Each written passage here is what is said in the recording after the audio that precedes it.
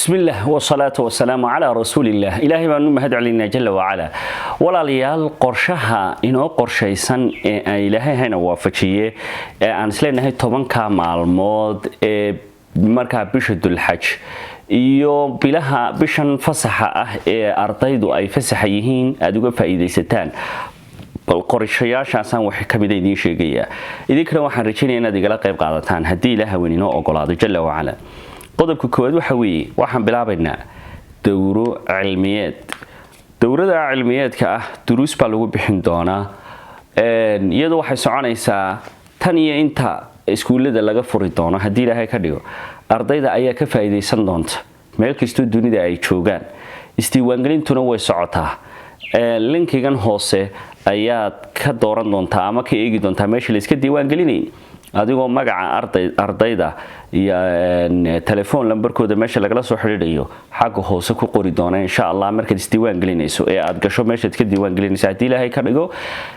shuruudo ayaa yeelan doonta insha Allah duruustaasi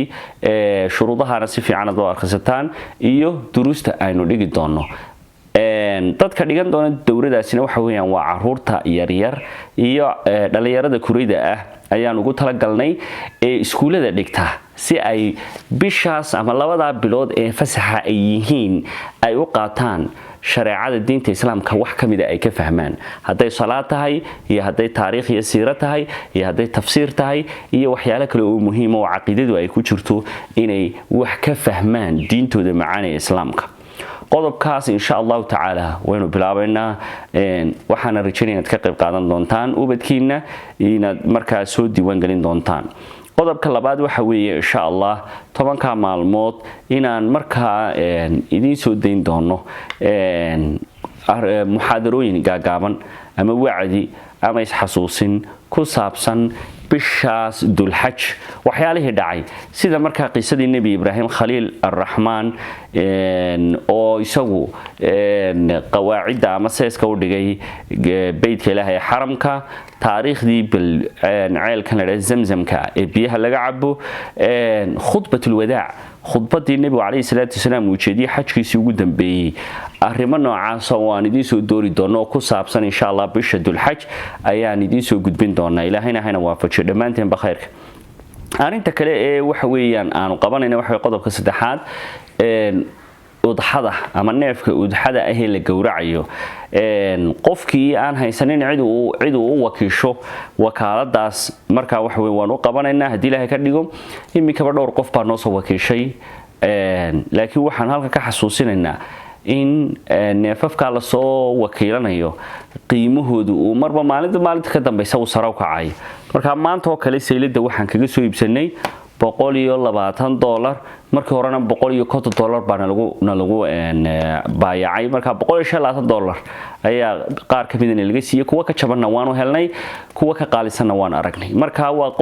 qof walba sida uu wax u iibsanaya ay ku xirantay marka qofkii aan haysanin cid uu wakiil u yahay waanu u qabanaynaa insha Allah neefkaana waanu gowracaynaa anagu uga faa'iideysanayna laba arrimood kow neefkaas aanu gowracayno anagoo u fudaydinayna qofka noo soo wakiishay inaanu u fudaydino laba masaakiinta iyo danyarta iyo fuqarada iyada halkan jooga aanu siino hilibka oo iyaguna maalinta ciida ay nala farxaan marka labada arrimoodba darteed ayaanu udxada dadka uga qaabilnaa qodobka afraad waxa weeye oo aanu qabanayna insha Allah ta'ala maalinta carafo ee sagaalaad hadii Ilaahayna gaadhsiyo Ilaahay caafimaad iyo nabad qab iyo dambi dhaaf aynu u gaadhsiiyay waxaan rabnaa inaanu afurino dad muslimiin oo walaaladeena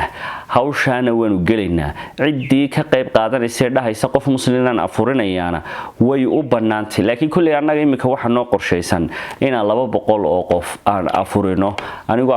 afurta guriga ugu sameyn doona hadii Ilaahay ka dhigo insha Allah hadii ay jiraan dad walaaladayda ah oo ka qayb qaadanaya iyaguna afurinta dadka muslimiinta iyadana way u banaantay qodobka shanaad ee isaguna aanu qabanayna waxa weeye inaan ka farxino caruurta maalinta ciid oo ay khayrkood la ciidaan gaar ahaan caruuraha agoonta ah iyo caruuraha danyarta ah ee masaakiinta ah ee reerahoodu aan awood u lahayn inay ciidiyaan ama dhar ciid ay u iibiyaan caruurta kuwaana waanu ka farxinaynaa insha Allah ilmaha kaliya waxaanu markaa